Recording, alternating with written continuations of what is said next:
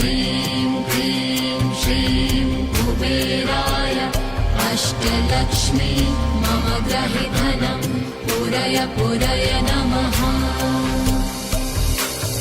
ॐ ह्रीं श्रीं क्लीं श्रीं कुबेराय अष्टलक्ष्मी मम गृहे धनं पूरय पूरय नमः।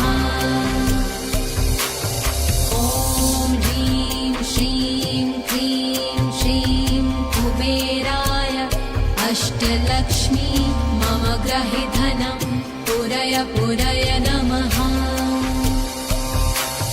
ॐ ह्रीं श्रीं क्लीं श्रीं कुबेराय अष्टलक्ष्मी मम गृहे धनं पूरय पूरय नमः।